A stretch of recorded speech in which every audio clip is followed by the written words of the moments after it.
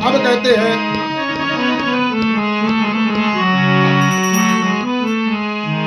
था एक ब्राह्मण सदानंद जो दुख से समय बिताता था, करके भी भिक्षा प्रीत नित भरते थे।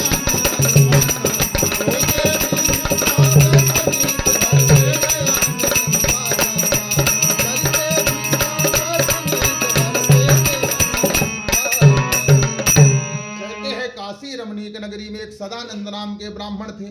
ब्राह्मण अत्यंत गरीब थे, लेकिन ब्राह्मण कभी किसी को ये नहीं कहते थे कि मैं गरीब हूं, क्योंकि अगर हम किसी को बताते हैं कि हमारे ऊपर संकट चल रहा है, हमको बहुत परेशानी है, तो लोग उपहास करते हैं कि जब तक इसके पास में धन था तब तक तो खूब अभिमान था इसको, है? आज इसके पास में कुछ नहीं है तो अब ये परेशान होकर के घूम रहा है, क्योंकि कहते हैं पैसा के तात मात पैसा के भैया, और पैसा के ही तू जात पैसा की लोगैया है। और पैसे से मान सम्मान होत पंचन पे, और पैसे से चली जात पतबर पे नैया है। जितना भी रिश्ता बना हुआ है सब पैसे का है। आज के समय में भगवान के दरबार में भी आप बड़े बड़े स्थलों पे जाते हैं, कितना खर्चा करके जाते हैं, लेकिन वहां पे भी वीआईपी दर्शन करा दिए। भगवान वही है, लेकिन वहां पर वीआईपी बना दिया गया। आप इतना पैसा दीजिए आपको वीआईपी दर्शन होंगे। जिसके पास में पैसा नहीं है वो 4 घंटे लाइन में खड़ा है। तो ब्राह्मण जो थे मन से दुखी थे, तो एक दिन भगवान मन में विचार करते हैं क्यों ना इस ब्राह्मण का दुख दूर करना चाहिए, और ब्राह्मण का भेष धारण करके उस ब्राह्मण के पास में पहुंच गए। भगवान एक साधारण ब्राह्मण का भेष धारण करके उस ब्राह्मण के पास पहुंच गए और ब्राह्मण से कहते हैं महाराज आप दुखी दिख रहे हैं। तो ब्राह्मण मन में विचार करते हैं कि मैं तो इनको बतलाया नहीं कि मैं दुखी हूं, लेकिन इनको मालूम हो गया अवश्य कोई ना कोई ये शक्ति है। तो ब्राह्मण कहते हैं महाराज मेरा नाम सदानंद है, लेकिन मैंने आनंद आज तक नहीं देखा। आनंद कैसे होता है? क्योंकि जिस व्यक्ति का जो नाम होता है उससे वो विपरीत चलता है। नाम के अनुसार उसके गुण नहीं होते हैं। मनुष्य के नाम के अनुसार गुण नहीं होते। उसी प्रकार से मनुष्य के लिए ही बता रहा हूं कि मनुष्य के नाम के अनुसार उसके गुण नहीं होते। अगर किसी का नाम शांति देवी है, वही शांति देवी खूब हल्ला करेगी। जिसका नाम सीमा है वो उल्लंघन करेगी। जिसका नाम सीमा है, सीमा में न रखे उल्लंघन करेगी। वो सबका वो प्राकृतिक चल रही है।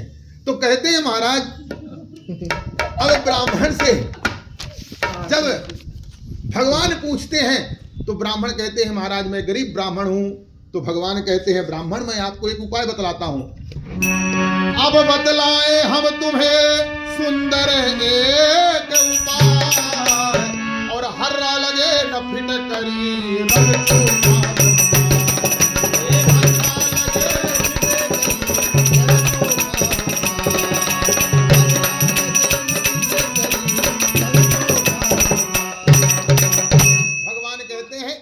हम आपको बतलाए देते हैं जिसमें आपका कोई खर्चा नहीं लगेगा और आपका रंग भी बहुत सुंदर बन जाएगा, काम भी बन जाएगा, रंग चोखा बन जाए।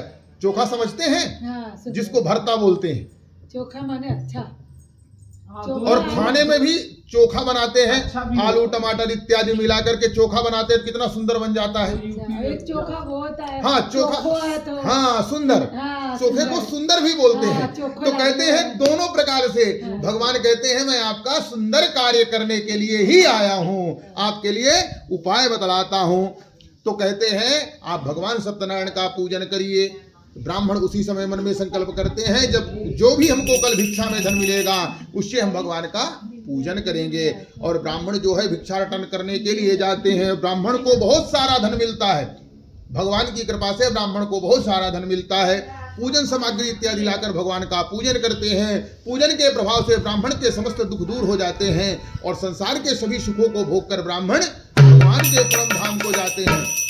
अब कहते हैं ब्राह्मण ऐसा नहीं कि पूजा की और तुरंत भगवान के धाम को चले गए।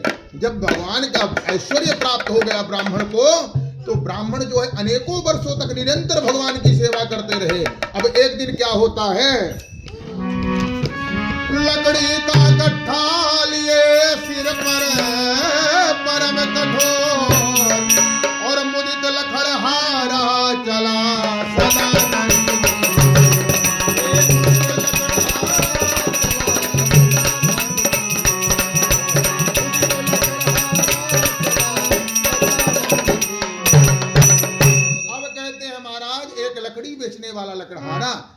वहीं से ब्राह्मण के दरवाजे से निकल रहा था और देखता है कि यहां तो बड़ा सुंदर महल बन गया, यहां सुंदर गाड़ियां खड़ी हुई है। तो या तो कोई ब्राह्मण को यहां से भगा दिया, क्योंकि गरीब ब्राह्मण है, कोई भगा दिया होगा, या तो ब्राह्मण को कोई लॉटरी लग गई, ब्राह्मण के पास में बहुत सारा धन मिल गया। क्योंकि ये अनेकों वर्षों से सतयुग द्वापर सब जगह चल रहा था, जितना मनुष्य अपने दुख से दुखी नहीं है, दूसरे के सुख से ज्यादा दुखी है?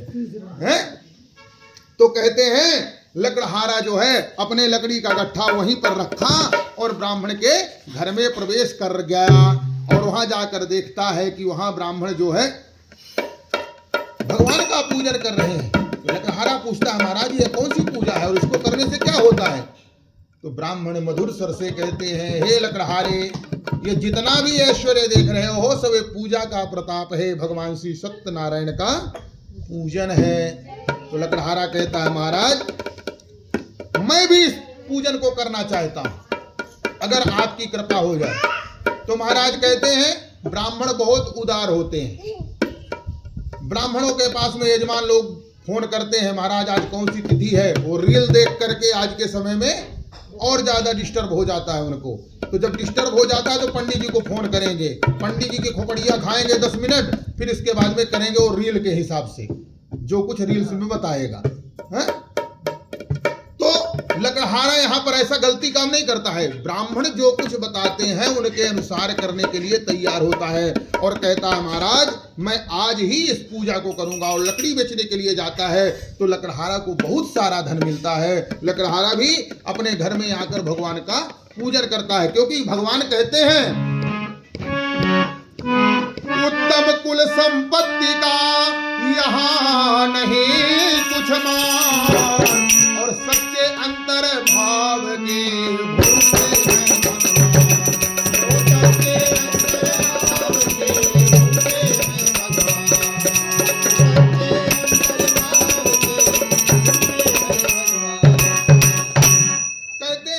भगवान। सिर्फ भाव के भूखे होते हैं, किसी के पास संपत्ति है या नहीं है उससे कोई मतलब नहीं है, सिर्फ भावना होना चाहिए। भाव अगर अच्छा नहीं है तो सारी चीजें व्यर्थ हैं। तो लकड़हारा भी भगवान का पूजन किया और संसार के सभी सुखों को भोग कर भगवान के परम धाम को जाता है। जय जय श्री मार्कंड पुराणे रेवा खंडे सत्यनारायण व्रत कथायाम श्री लक्ष्मी नारायण देवतार्पणमस्तु। बोलिए सत्यनारायण भगवान की।